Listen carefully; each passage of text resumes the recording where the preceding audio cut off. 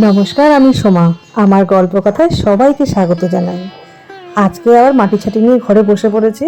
ওই যে এর আগের দিন বলেছিলাম না, গাছটা লাগিয়েছিলাম এই পটের মধ্যে, কিন্তু একদমই বেঁকা হয়ে গেছিলো। আর বেঁকা হবে দিলে তো বেঁকা হবে বড় হলে, মানে পরবর্তীকালে। ওর জন্য না আবার মাটিগুলোকে বার করলাম, করে একটুখানি মানে মিক্স সার ছিল সেইগুলোকে একটু গাছের মধ্যে লাগিলাম। আর কি জানি, আমি না যতই দেখি এই এরিকা পাম না আমি ঠিক মতন রাখতে পারি না, অথচ বাকি সব গাছ আমার কাছে বহু বছর ধরে থাকে। এরিকা পাম কদিন পরই না কেমন একটা হয়ে যায়। অথচ আমার ঘরে কিন্তু যথেষ্ট আলো বাতাস, আর যেখানে রাখা রয়েছে গাছটা সেখানেও কিন্তু বেশ সুন্দর রোদও আসে। কিন্তু কি জানি কেন এরকম হয়, কিছুতেই বুঝতে পারি না। তোমাদের কারো কাছে কোনো জানার মানে সলিউশন থাকলে আমাকে একটু বলো তো। গাছগুলো কেমন যেন ঝিমিয়ে পড়ে, গাছগুলো কেমন একটা শুকনো পাতা হয়ে যায়, কিছুই বুঝতে পারি না কেন এরকম হয়। আর এদিকে কিন্তু আমরা সবাই বেশ তাড়াহুড়ো করছি, শুধু আমি একা তা নয়, আমাদের মোটামুটি পাড়ার সবাই, সে বয়স্করা বলো আর কম বয়সীরাই বলো।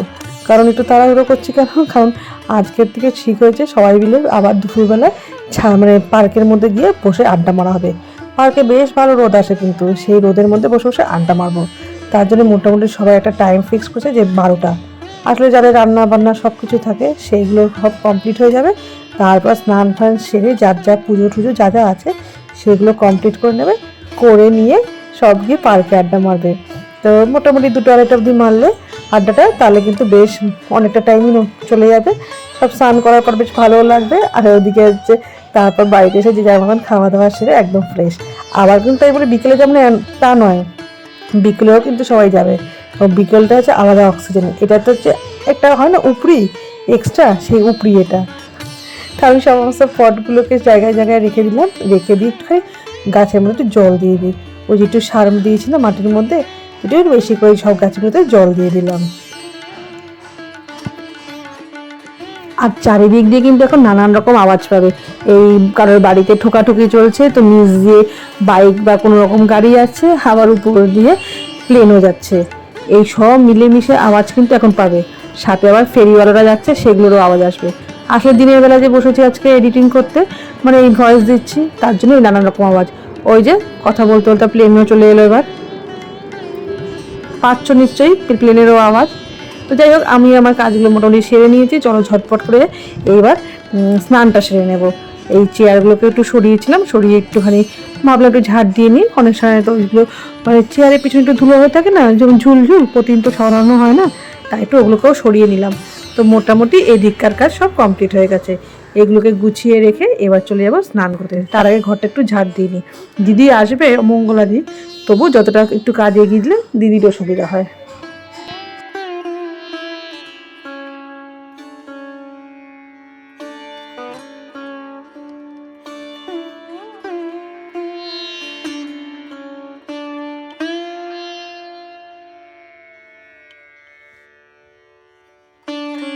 মোটামুটি সবার মতন আমিও তো তাড়াহুড়ো হয়েছিলাম যে পার্কে যাব আড্ডা মারতে।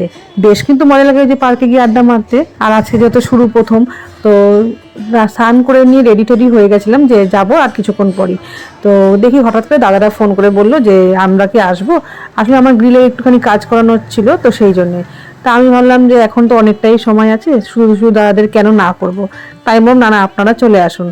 তো তার জন্য দাদারা চলে এসেছে। তা আমি ঠিক আছে আর কিছুক্ষণ নয়, পরেই যাব। কিন্তু তার থেকে বড় কি, যে আবার ঘরটা সবে ঝাড় দিয়ে পরিষ্কার টরিষ্কার সব কিছু হয়ে গেছিলো, কিন্তু আবার ঘরটা নোংরা হলো। যদিও কোনো অসুবিধা নেই, এখনও তো মঙ্গলাদি আসেনি, মঙ্গলাদি আসলে মঙ্গলাদি বাকিটা পরিষ্কার করে দেবে। কিন্তু এই কাজটা বেশিক্ষণ লাগবে না, দাদারা বললো যে ঘন্টা খানেকও লাগবে কিনা সন্দেহ, তার আগেই হয়ে যাবে। কিন্তু আমার তো খুব ভয় লাগছিলো, ঘরের মধ্যে যখন এই আগুন ছিটিয়ে ছিটিয়ে কাজ করছিল, আমি তো ভাবলাম এই রে আমার না গাছগুলো নষ্ট হয়ে যায়। তখন ওনারা বললো যে না না, গাছের কোনো সমস্যা হবে না।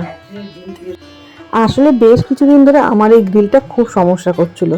গ্রিলটা না একদম মানে দেওয়ালে মানে জানালার সাথে না একদম সাঁটানো ছিল, ফলে জানালাটাও খুব টাইট হয়ে গেছিলো, আর গ্রিলটারও না মানে অসুবিধা হচ্ছিলো, হাতেও লাগছিল।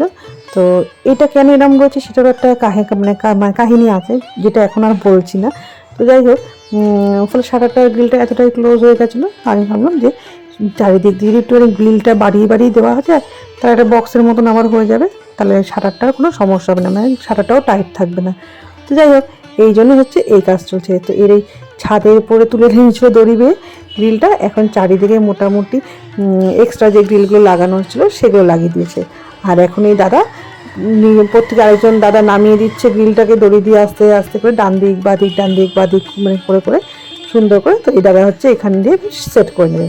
পুরো সেট হয়ে গেছে। এখন এখন আমি এগুলো যখন করছিলাম তো ভুচুনি বলে তুমি দাঁড়াও আমি করে দিচ্ছি, কারণ এর আগে আমি সব পরিষ্কার করে করে এগুলো ছড়িয়ে পরিষ্কার করেছিলাম। তো ভুচুনি বাবা বললেন তুমি দাঁড়াও আমি করে দিচ্ছি। তো ঝটপট আমার এই কাজগুলো দিয়ে হয়ে যায়, তারপর আবার যাবো পার্কে আড্ডা মারতে। আর এই যে বুঝতে পেরেছো, এখন এই দেখো এই চারিদিক দিয়ে গ্রিলগুলোকে লাগিয়ে দিয়েছে, এই দিক দিয়ে বেশ সুন্দর করে অনেকটা বাড়িয়ে দিয়েছে। আমি এখানে গাছও রাখতে পারবো, খুব শখ ছিল অনেকদিন ধরে গাছ রাখার। আর এই পাশেও লাগিয়ে দিয়েছে, উপরেও কিন্তু দিয়ে দিয়েছে, এটা হচ্ছে উপরের দিকটা। সব দিক দিয়ে একটুখানি বাড়িয়ে দিয়েছে, ফলে একটা বক্সের মতন হয়ে গেছিলো। আর এই দেখো এখন চলে এসেছি সবাই পার্কে।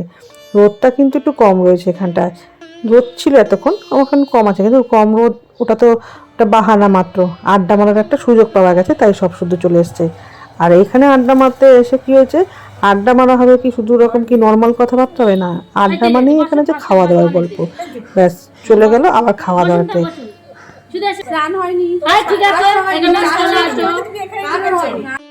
তো এখানে এই নর্মাল গল্প করতে করতে যখন চলে গেছে আবার খাওয়া দাওয়া পিকনিকের ব্যাপারে, তো ব্যাস সোমবার দিন ফিক্সড হয়ে গেল যে সোমবার দিন আবার নতুন করে আমাদের খাওয়া দাওয়া হবে। কি খাওয়া দাওয়া হবে সেটাই হচ্ছে, শুনলে অবাক হয়ে যাবে কি নিয়ে আলোচনা হচ্ছে। সিদ্ধ ভাতের পিকনিক, মানে সব রকম জিনিস দিয়ে সিদ্ধ খাওয়া হবে, এটাই হচ্ছে এবারের পিকনিক। মানে ভাবা যায় মানুষের মাছ মাংস এত কিছু করে, তো এখানে হচ্ছে সিদ্ধ ভাতের পিকনিকের আয়োজন চলছে।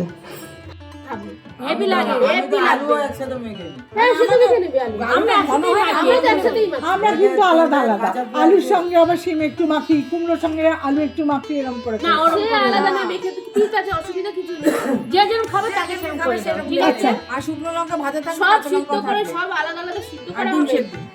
আর ডিম সিদ্ধ, শুকনো লঙ্কা ভেজে একটা কৌটো করে আনতো না, তো নরম হয়ে যাবে। হ্যাঁ ঠিক আছে, এখন হবে না, এখন শীতকাল তো এখন হবে না। হয় আমি একটা কৌটো নিয়ে ওর মধ্যে ভরে নেব। ঠিক আছে, ওর মধ্যে একটু নুন ছড়িয়ে দিলে আরো আরো ভালো থাকবে। কোথায় হবে রান্না, কোথায় হবে? ভাত তো, ভাত আমি করে নিয়ে চলে আসবো, করে নিয়ে চলে আসবো। আর আমি ডালের বড়া করে নেব। সিদ্ধ তো সেই সবজি থাকে, মানে আমি স্পেশাল সিদ্ধ করে নিয়ে চলে আসবো। সিদ্ধ করে এই তো হয়ে গেল। আর এখানে এসে বড় গামলা নিয়ে আসবো, ওর মধ্যে গামলা আমি দিয়ে দেবো। গামলা আমারও আছে, আমারও আছে। তাহলে আমি থার্মোকলে থালা দিয়ে দেবো, হ্যাঁ তুই থালা দিয়ে দিস। থালা জল সাপ্লাই দিয়ে দেবো। আর তুমি তেল, ও ডিমও তো আছে না, ডিম দিয়ে দেবো, ডিম দিয়ে দেবো। ও মা ডিম দিয়ে দেবে, হয়ে যাবে। আমি ডিমে ভুলে গেছিলাম। আমি একটা ডিম দিলে হয়ে যাবে না? তাহলে আমার তো ঠিক আছে, তোর অমলেট করে নে। পেঁয়াজ কুচিয়ে, লঙ্কা কুচিয়ে, আমার সেদ্ধ ডিমের মধ্যে সরষের তেল দিয়ে মেখে আমি যেমন মুসুর তেল দিয়ে মেখে আলু আর ডিম সিদ্ধটা আলাদা হয়। হ্যাঁ হ্যাঁ ভালো লাগে না? আমরা ওটা খাই। ডিম সিদ্ধ আলু হেভি লাগে। আমি ওটা খাই। হেভি হেভি তাহলে আর এই এত কুমড়ো কুমড়ো আর কি বলতো, একটু বেশ চাকা চাকা থাকবে ডালটা, হ্যাঁ। হেভি লাগে হেভি। ওটা আমরা ন্যাকড়ায় বেঁধে হ্যাঁ, সেদ্ধ করি। হ্যাঁ, হ্যাঁ। ওটা আমার আগে যদি ওই ডালটা তুলে নাও বাস। পুটলি করে ভাতের মধ্যে হ্যাঁ আমরা পুটলি করে দিই। সকালবেলা খেয়েছি মাছ ভাজা কাঁচা লঙ্কা। আমরা দিদি আমরা শিখে যেত আমাদের। এদেশি বাঙাল খাস। ওই জন্য বলছে। তোরা তো সবাই বাঙাল, তা সবাই। এর মাঝখানে আর কোনো প্রকার ভিডিও করিনি। তো এখন কিন্তু অনেকটা রাত্রি হয়ে গেছে, 11:30 বাজে। সন্ধ্যেবেলা যে আবার পার্কে গিয়ে আড্ডা মেরেছিলাম, তারপর যে জামা কাপড় বাড়িতে এসে ছাড়বো সেটাও করে ওঠেনি। তো এখন যেহেতু অনেক রাত হয়ে গেছে, এখন সব কিছু মোটামুটি একটুখানি জায়গা করে নিচ্ছি। আজকে কোনো কিছুর এনার্জিই পাচ্ছি না, চারিদিকে ঘরের জিনিসপত্র এদিক ওদিক সব ছড়ানো। তো যাই হোক সব কিছু এরকম ছড়িয়ে ছিটিয়ে পড়ে থাকুক, সকালবেলা উঠে যখন পারবো তখন গুছিয়ে নেব। তাই আজকের মতন বিদায় নিচ্ছি। তোমরা কিন্তু সবাই ভালো থাকবে আর আমাদের জন্য প্রার্থনা করি। যদি আমার ভিডিওটা ভালো লেগে থাকে তাহলে কিন্তু অবশ্যই আমার পাশে থেকো। আজকের মতন বিদায় নিচ্ছি, আবার দেখাবে পরবর্তী একটা অন্য কোনো গল্প নিয়ে।